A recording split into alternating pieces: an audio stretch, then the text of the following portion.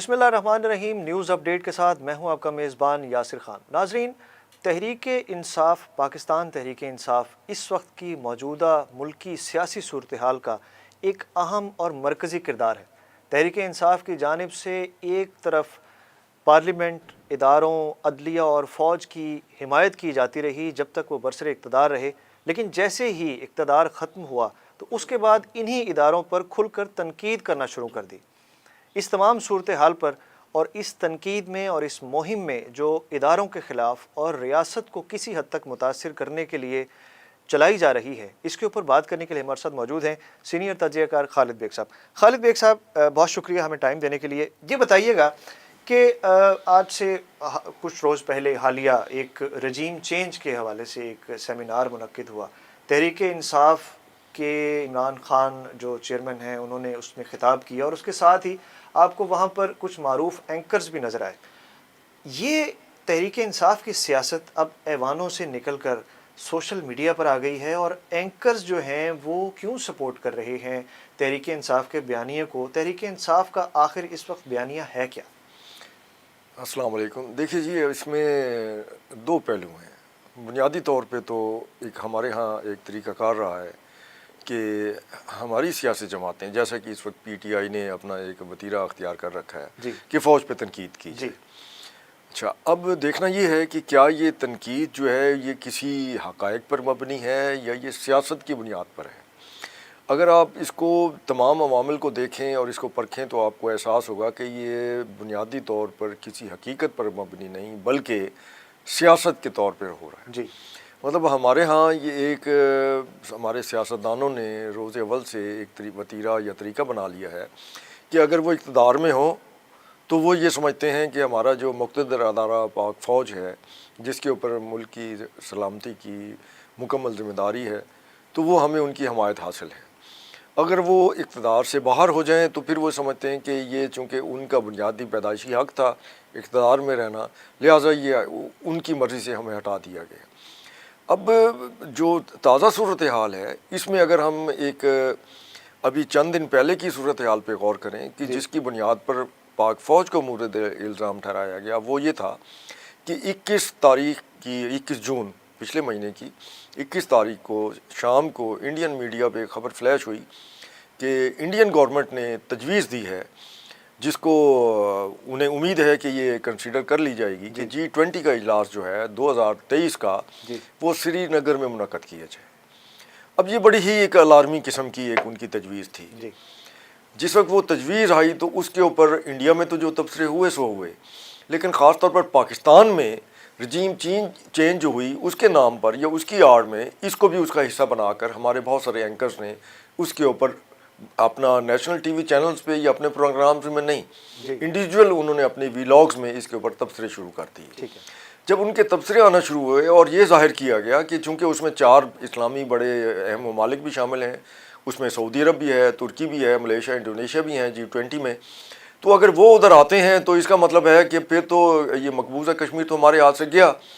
اور عالمی سطح پر G20 کانفرنس کا سری نگر میں منعقد ہونے کا مطلب ہی یہی ہے کہ جناب دنیا نے ان کے موقف کو تسلیم کر لیا۔ یہ بالکل ایک غلط جو ہے، یہ ایک مبالغہ آرائی تھی، جبکہ حقائق اس کے بالکل برعکس تھے۔ اب اگر ہم دیکھتے ہیں چین کا طریقہ کار یہ ہے کہ وہ اپنے سفارتی معاملات میں بہت دھیمے انداز سے ریئیکٹ کرتے ہیں، مطلب وہ اس میں لاٹھ مار قسم کے نہ تو بیانات دیتے ہیں اور نہ ہی کہ لمبی چوڑی وضاحت کرنے کی کوشش کرتے ہیں۔ تو ان کی ایک جو خاموشی تھی، بجائے اس کے کہ ہم اس کو ایک ضابطے اور UN میں موجود قرار دیں اور ان کی بنیاد پر دیکھتے، تو یہ کیسے ہو سکتا ہے کہ پوری دنیا، امریکہ، برطانیہ اور یورپ یا یہ G20 کے بڑے یورپین بڑے ممالک بھی اس ایشو سے کیسے انحراف کر سکتے ہیں کہ جس میں وہ خود ضامن ہیں، اور وہ اب تک اس کی باقاعدہ بیانات بھی دیتے رہے ہیں کہ کشمیریوں کو ان کی خود ارادیت کا حق دیا جائے۔ اور اس کی وجہ سے بھی جو پچھلے ایک ہفتے میں جو تنقید ہوئی پاکستان آرمی پہ، پاک فوج کی قیادت پہ، اور ان کو مورد الزام ٹھہرایا جانے لگا۔ دیکھیے جی کہ اس میں چین نے ہمیں نکال باہر کیا ہے، اور چین اور رشیا کی مرضی کے بغیر یہ اس طریقے کی وہ انڈیا تجویز نہیں دے سکتا تھا، اور ابھی تک خاموشی ہے۔ نہ تو G20 کی طرف سے اس کی کوئی تردید یا اس کو مسترد کیا گیا ہے، لہٰذا اس کا مطلب ہے کہ دیکھیں ہمارے ساتھ کیا ہو گیا ہے، ٹھیک ہے۔ اور یہ ہمارا اس کا وہ خالد اقدام صاحب ہے۔ یہ بتائیے گا، اب موجودہ جو ایک حالیہ سیمینار ہوا تحریک انصاف کی جانب سے، وہاں پر آپ کو پتہ ہے کہ ایاز امیر ہیں، صابر شاکر ہیں، ارشد شریف ہیں، معید پیرزادہ ہیں، عمران ریاض خان ہیں، ان کی جانب سے بھی بڑی کھل کر تنقید کی گئی ہے اداروں کے اوپر۔ اور اگر بات کی جائے اس کے حوالے سے، اگر اس کو بعد نظر میں دیکھا جائے تو ریاست کے حوالے سے انڈائریکٹلی چیزیں جو ہیں وہ بہت ساری سامنے آئیں، بہت زیادہ تنقید کی گئی، اور خاص طور پر فوج کے حوالے سے بڑی تنقید کی۔ تو یہ آپ کیا سمجھتے ہیں کہ جو اینکرز ہیں وہ اس پوزیشن میں ہوتے ہیں، یا صحافی جو ہیں وہ صحافت سے زیادہ سیاست کر رہے ہیں؟ اگر کر رہے ہیں، جو عمران خان صاحب آپ دیکھیں سوشل میڈیا پر ان کی ٹیمز بڑی متحرک ہیں، اور اس کے ساتھ ہی یوٹیوبرز اور ٹک ٹاکرز میں بھی وہ اپنا جو ہے وہ ایک بیانیہ پروپیگیٹ کر رہے ہیں، تو کیا وجہ ہے کہ یہ لوگ خود عمران خان صاحب کے ساتھ کھڑے ہیں، یا کوئی فائنینسنگ ہو رہی ہے؟ آخر وجوہات کیا ہیں کہ کیوں یہ اینکرز اور معروف صحافی جو ہیں وہ عوام کی رائے بدل رہے ہیں اس حوالے سے؟ اچھا، ایک تو اینکرز یا صحافی ان کا یہ کام نہیں ہے، وہ بیسیکلی ایک ڈاکخانے کے طور پہ ہے، وہ وہاں بیٹھ کے ان کے پاس اپنا ایک فورم ہے، جیسے کہ وی لاگ کی شکل میں وہ اپنا جو اسٹیٹمنٹ ہے یا اپنا موقف جو ہے وہ ظاہر کر دیتے ہیں، لیکن جس وقت وہ ٹیلی ویژن چینل کی اور اپنے جس ادارے میں کام کرتے ہیں، جب اس کے اسٹوڈیو میں بیٹھتے ہیں اور کیمرے کے سامنے بیٹھتے ہیں، تو پھر انہیں کسی کا ساتھ دیتے ہوئے تھوڑا احتیاط کرنا چاہیے، اور یہ دیکھنا چاہیے کہ وہ وہاں پہ پارٹی نہ بنے۔ لیکن ہمارے ہاں اب یہ طریقہ یہ ہو گیا کہ وہ کہتے ہیں جی ہم اب غیر جانبدار نہیں رہ سکتے۔ چلیں ٹھیک ہے، آپ نے جس سیمینار کی بات کی اور اس کے اندر موجود جن اینکرز کی بات کی، ان کی اکثریت جو ہے وہ، جیسے میں پہلے گزارش کر رہا تھا کہ وہ چین کے سیمینار کے اوپر انہوں نے پاکستان کی بھد اڑانے کی کوشش کی اور خارجہ پالیسی کو ملعون کرنے کی کوشش کی۔ پھر اس میں برکس میں وہ جو اس کے سائڈ ڈائلاگ ہوئے، اس کو بھی انہوں نے استعمال کیا کہ دیکھیں جی اس میں پاکستان کو بلایا ہی نہیں گیا، جس پہ پبلک بہت زیادہ پریشان ہوئی۔ تو کل کی خبر یہ ہے کہ چین نے مسترد کر دیا ہے۔ تو کیا اب وہ ہمارے تمام اینکرز جنہوں نے وی لاگز کیے اور اس کی بنیاد پہ پروپیگنڈا کیا اور پاکستانی قوم کو مایوسی کا شکار کیا، تو کیا اب اس کے اوپر معذرت کریں گے؟ کیا وہ پہلے تھوڑا انتظار نہیں کر سکتے تھے کہ چین سے ان کا کوئی رد عمل آ جائے؟ اگر انتظار نہیں کر سکتے تھے تو وہ اپنے ذرائع سے چین کے سفارتکاروں سے، چین کے سفارت خانے سے رابطہ کر سکتے تھے کہ انڈیا کی یہ تجویز آئی ہے، تو چین کا اس کے اوپر کیا موقف ہے؟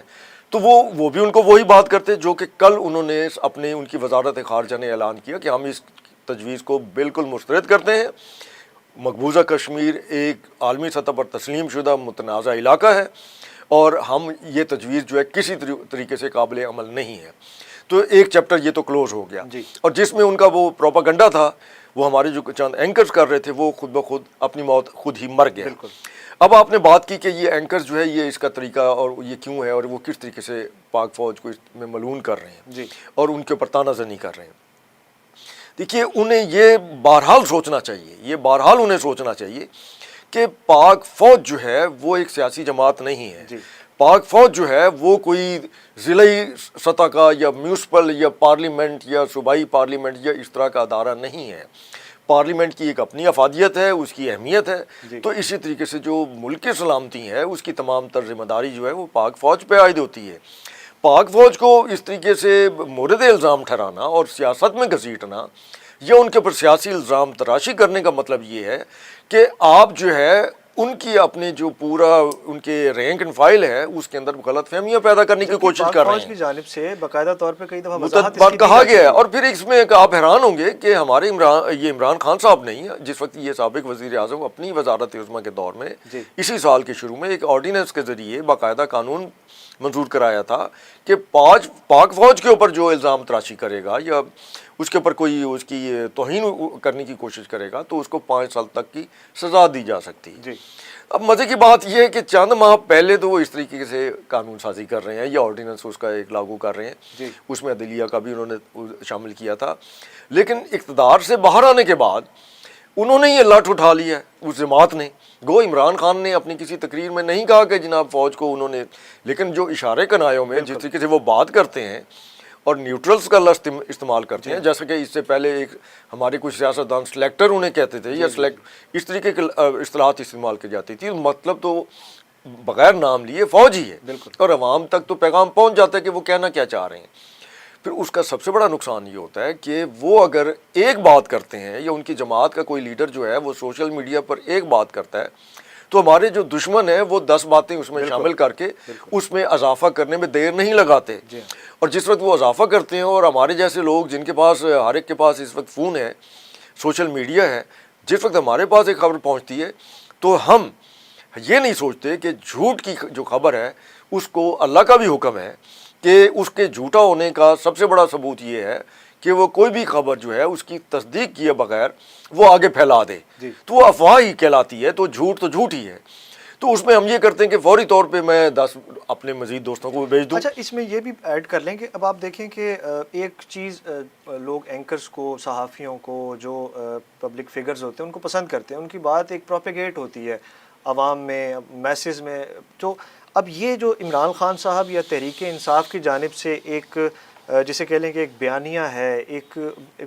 پروپیگنڈا ٹائپ ایک چیز جو ہے وہ چل رہی ہے اداروں کے خلاف، نہ صرف فوج بلکہ عدلیہ اور دوسرے اداروں کے خلاف بھی، نیب بھی، جس کے حق میں پہلے باتیں کی جاتی تھی اور اب اس کے خلاف باتیں کی جاتی ہیں، اور الیکشن کمیشن کے حوالے سے، لیکن فوج کے اوپر یہ زیادہ فوکس کیا جا رہا ہے۔ تو آپ نہیں سمجھتے کہ یہ اب جو عمران خان کی جانب سے اور ان کی جماعت کی جانب سے یہ جو پروپیگیشن ہو رہی ہے، ایک پروپیگنڈا ہو رہا ہے، تو اس کا مستقبل میں ریاست کے اوپر اور عوام کے اوپر کتنا برا اثر پڑنے والا؟ دیکھیے، عوام میں تو مایوسی پھیلتی ہے، اور مایوسی جو ہوتی ہے وہ کسی بھی ملک کی سلامتی کے لیے خطرناک ہوتی ہے، اور ہمارے اینکر صاحبان جو ہیں انہوں نے یہ جو طریقہ کار اختیار کیا ہوا ہے، اور اس میں ان کی منشا کیا ہوتی ہے؟ کیا وہ یہ سمجھتے ہیں کہ عمران خان سے کچھ غلطیاں نہیں ہوئی؟ انہی میں بہت سارے اینکر ہیں جو عمران خان کے اوپر تنقید کرتے رہے، ان کے فیصلوں کو جو ہے وہ پاکستان کی وہ جو مسائل ہیں ان کا ذمہ دار بھی قرار دیتے رہے۔ تو اب ایسا کیا ہو گیا کہ وہ اچانک جو ہے وہ ان کے ساتھ اس طرح کھڑے ہو کے اور اداروں کے اوپر جو ہے رجیم چینج کے نام سے یا ان معاملات پہ جو ہے انہوں نے باقاعدہ بیان بازی شروع کر رکھی ہے، اور سیمینارز میں بھی جا کے جس طریقے کی وہ بات چیت کر رہے ہیں۔ تو اس کا یا تو دوسرا طریقہ یہ ہے کہ وہ باقاعدہ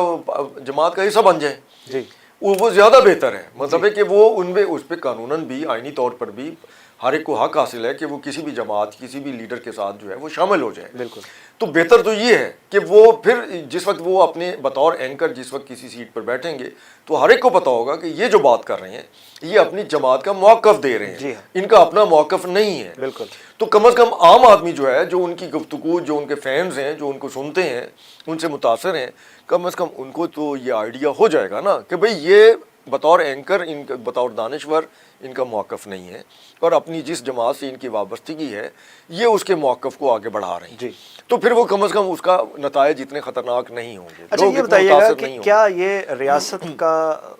دکھ ہے، ملک کے لیے دکھ ہے، یا کوئی فائنینسنگ ہے، یا کیا فیورز ہیں جس کی وجہ سے یوٹیوبرز اور اینکرز اور خاص طرح کا ایک مخصوص طبقہ جو ہے وہ فوج کے خلاف، اداروں کے خلاف جو ہے وہ وہی والا بیانیہ رپیٹ کر رہا ہے جو عمران خان کی جانب سے یا تحریک انصاف کے رہنماؤں کی جانب سے کہا جاتا ہے؟ اس میں ایسا ہوتا ہے کہ ہمارا ایک جو ہمارے اس خطے کا ایک مزاج ہے کہ ہم لوگوں کے بت تیار کر لیتے ہیں اور ان کی خامیوں کو ہم بالکل نظر انداز کر دیتے ہیں اور ان کو انسان سمجھنے سے بھی اور ایک سپر ہیومن کے طور پہ لینا شروع کر دیتے ہیں۔ اور یہی صورتحال پھر جو ہے وہ ہمارے جو دانشور ہیں، صحافی ہیں، ادیب بھی ہیں، کہ وہ کسی بھی جو ان کو پسند آ جائے لیڈر یا جو بھی ایک جماعت پسند آ جائے تو وہ ان کی قصیدہ گوئی میں وہ پھر آسمان کے کلابے میں لانا شروع کر دیتے ہیں اور ان کی کوتاہیوں کو نظر انداز کر دیتے ہیں، یہ سوچے بغیر کہ ان کی کوتاہیوں کے بھی تو اثرات ہوئے ہیں قوموں پہ، عوام پہ، تو اس کا نتیجہ جو ہے پھر یہی نکلتا ہے نا، اور ایک انارکی پھیلتی ہے، مایوسی پھیلتی ہے۔ اور یہ ہمارے آپ یہ دیکھیے کہ جب سے ہمارے ہاں یہ نجی ٹیلی ویژن چینلز پہ یہ پارٹی بازی اور ہمارے جو ادارے ہیں اس طرح کے الیکٹرانک نجی چینلز ہیں ان کی تقسیم ہوئی ہے، تو اسی طریقے سے قوم کے اندر پولرائزیشن بہت بڑھ گئی۔ قوم میں ایک دوسرے کے خلاف پارٹیز کی بنیاد پر اتنی نفرت کا اظہار کیا جاتا ہے کہ اللہ مان ایسے لگتا ہے کہ جیسے ہم کوئی خدا نہ خواستہ ایک قبائلی جنگ کا شکار ہو چکے ہیں اور ہم نے دوسرے کو زندہ رہنے کا ہم نے حق نہیں دینا۔ تو اس کا یہ جو ذمہ داری ہے یہ ہمارے اینکرز کو اٹھانی چاہیے اور انہیں یہ کوشش کرنی چاہیے کہ اختلافات جو ہیں وہ سیاست کی حد تک رہیں۔ آپ یہ دیکھیے کہ چاہے کرکٹ کا میچ ہو، ہاکی ہو یا فٹ بال ہو، دو ٹیمیں آپس میں کھیل رہی ہوتی ہیں اور اس وقت ان کے جذبات جو ہوتے ہیں کھلاڑیوں کے وہ آسمان پہ پہنچے ہوتے ہیں اور اس میں جو تماشائی ہوتے ہیں وہ بھی اسی طریقے سے ریئیکٹ کرتے ہیں، لیکن وہ سارا کچھ اس کھیل کے میدان میں رہ جاتا ہے جب ایک ٹیم ہار جاتی ہے اور ایک جیت جاتی ہے۔ وہی تماشائی باہر نکلتے ہیں، ایک کسی پارٹی کو کسی ٹیم کو سپورٹ کر رہا ہے, کوئی اس کا مخالف ہے, لیکن باہر نکل کے سب اکٹھے ہوتے ہیں. تو سیاست کو بھی سیاست سمجھنا چاہیے, اور ہمیں اس کی بنیاد پر بھئی آپ سیاسی جماعتوں پہ تنقید کریں نا, جو آپ کے باقی آپ کے مد مقابل سیاسی جماعتیں ہیں ان کے اوپر تنقید کریں, اس میں فوج کے اوپر تو الزام تراشی نہ کریں. بالکل ایسا ادارہ جو ہر مشکل وقت میں آپ کے ساتھ کھڑا ہے اور لوگوں کے ساتھ اس کا ایک انٹریکشن ہے روزانہ کی بنیاد پر, ڈیلی بیسس پہ, اور جہاں بھی کوئی مشکل پڑی ہے ریاست کے اوپر یا ملک کے اوپر تو سب سے پہلے جو ادارہ ہے, اور تو کوئی ادارہ نہیں آتا نا سامنے, کچھ بھی ہو جائے, کوئی مشکل ہو جائے, اور کوئی بھی سیلاب ہو, زلزلہ ہو, کوئی اور تباہ کاری ہو, یا کوئی اور آفات ہو. آپ کرونا ہی میں دیکھ لیجئے, کرونا میں آپ یہ دیکھیے کہ پاکستان نے جتنا کچھ کیا, جو کاروائی کی, تو اس میں اوپر ساری نگرانی تو فوج کی تھی. ٹھیک ہے, اب اس کو اس وقت کی سیاسی جماعت جو ہے اس کو اپنے کریڈٹ کے طور پہ لے, ٹھیک ہے, لیکن یہ ہے کہ بہرحال اس کو مینیج تو کرنے والے وہی لوگ تھے. اور ہمارے ان سیاسی جماعتوں کی حالت تو یہ ہے کہ ابھی پولیو کو دیکھ لیں, شمالی وزیرستان میں جو ہے وہ 4 بندے ان کو شہید کر دیے گئے, جس میں 2 پولیس والے تھے. تو اس وقت ہماری سیاسی جماعتیں کیا تھیں؟ جس ملک میں پولیو کے قطرے پلانے کے لیے پولیو ورکرز کی حفاظت کی ذمہ داری بھی پاک فوج پہ ڈال دی جائے, اپنے فوجی جوانوں اور افسران پہ ڈال دی جائے,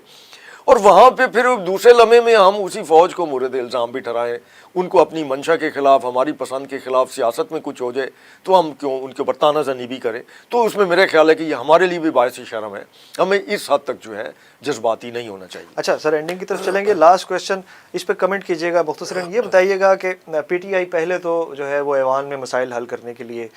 ترغیب دیتی ہوتی تھی اس وقت کی اپوزیشن کے, لیکن اب عمران خان جو ہیں جب اقتدار میں نہیں رہے تو اب وہ دوبارہ سڑکوں پر آ گئے ہیں. اچھا, اس وقت جب اپوزیشن تھی, احتجاج کرتی تھی, لانگ مارچ کرتی, دھرنا دیا گیا, تو اس کو عمران خان نے رجیم چینج کر دیا. لیکن خود جو لانگ مارچ کیا, جو خود احتجاج کیا, یا 2014 میں جو دھرنا دیا, وہ کس کے اوپر کیا؟ کیا عمران خان نے اپنا سیاسی بیانیہ بدل لیا ہے, اور کس چیز کے لیے بدل لیا؟ مختصراً بتائیے. دیکھیے جی, ہمارے ہاں جو سیاست ہے اس میں تو کوئی بیانیہ ہوتا نہیں, کوئی اس کی کوئی ایک عمر نہیں ہوتی, وہ موسم کی طرح ہے. شاید موسم بھی اس طریقے سے, یا گرگٹ جو ہے نا گرگٹ کی طرح رنگ بدلنا, وہ بھی اتنی تیزی سے رنگ اس کے نہیں بدلتے جتنا ہمارے سیاستدانوں کے بیانیہ تبدیل ہوتے ہیں. ان کا کوئی حتمی کوئی یہ نہیں ہوتا کہ یہ جو نظریہ ہے, کوئی نظریہ تو ہونا چاہیے نا, لیکن بدقسمتی سے ہمارے ہاں ہماری سیاست میں کوئی نظریہ نہیں ہے, نہ کوئی منشور ہے جس کی بنیاد پہ آپ اپنا بیانیہ تیار کرتے ہیں. وہ سارا ڈے بائی ڈے اپنے اقتدار اور اس کے حصول کے لیے کوششیں ہیں, جس کے لیے ہم اپنا بیانیہ بدلتے رہتے ہیں اور اپنے مخالفین بھی بدلتے رہتے ہیں. کہ کبھی ہم جہاں فائدہ ہوتا ہے ہم کسی کے ساتھ اتحاد بنا لیتے ہیں. کیا عمران خان جو ہے اس کا وہ جو پرانا بیانیہ تھا, یا جو اس کا سٹینڈ تھا جب سے اس نے کرپشن کے خلاف اپنی جماعت بنائی اور سلسلہ شروع کیا, تو اس میں پھر الیکٹیبل بھی تو شامل کیے گئے نا. تو کیا الیکٹیبل کو شامل کرتے وقت ہمارے لیڈر عمران خان کو یہ احساس نہیں تھا کہ یہ جو الیکٹیبل ہیں یہ کبھی کسی ایک جماعت میں ٹک کر نہیں رہے, نہ ہی یہ کسی کے وفادار ہیں, یہ اپنے مفادات اور صرف اپنی ذات کے وفادار ہیں, ان کی وفاداری کسی سیاسی جماعت کے ساتھ نہیں ہے.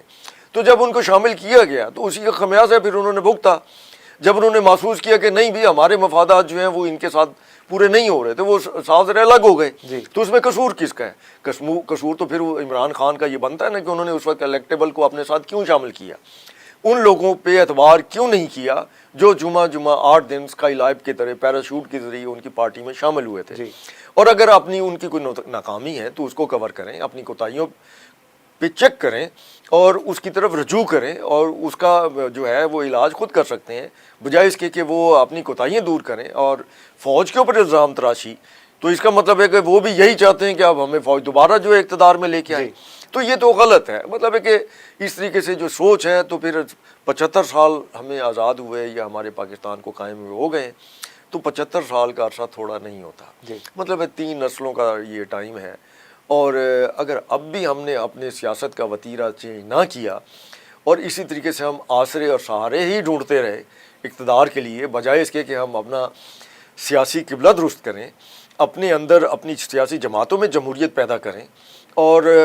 جب ہم اپنی سیاسی جماعتیں اپنے اندر جمہوریت لے کے آ جائیں گی تو پھر میرا خیال ہے کہ شاید وہ سٹینڈ کریں گی, اور ان میں یہ اخلاقی جرات ہوگی کہ آج خود وہ ریزائن کر دیں جب وہ سمجھیں کہ ہمارے سے کوئی غلطی ہو گئی ہے یا قوم ہم پہ اعتبار کرنے کو تیار نہیں تو وہ ریزائن دے کے باہر آ جائیں, ٹھیک ہے. دوبارہ پبلک کے پاس چلے جائیں, اس میں تو کوئی حرج نہیں. لیکن فوج پر الزام تراشی جو ہے یہ کسی طور پر نہ تو سیاسی لیڈران یا پی ٹی آئی کے ورکرز نہ ہی کسی اور جماعت کے لیے مناسب ہے, جو پہلے بھی کرتے رہے ہیں. اور یہ سلسلہ پہلا نہیں ہے جی, یہ سلسلہ میرا خیال ہے کہ ہمیں سمجھنا چاہیے کہ فوج ہے تو پاکستان ہے. بالکل بالکل ٹھیک ہے. بہت شکریہ خالد بیگ صاحب. ہمارے ساتھ خالد بیگ صاحب موجود تھے, اپنی قیمتی آراء سے آگاہ کرے تھے موجودہ ملکی صورتحال کے حوالے سے, اور خاص طور پر اداروں پر مخصوص جماعت اور رہنماؤں کی جانب سے جو تنقید کی جا رہی ہے اس کے اثرات, اور ریاست کے اوپر اس کے منفی اثرات, اور عوام کے اوپر جو اثرات ہیں ان کے حوالے سے بات کر رہے تھے. ہمیں اپنے فیڈ بیک سے آگاہ کرتے رہیے اور دیکھتے رہیے ساؤتھ ٹوڈے. اللہ حافظ.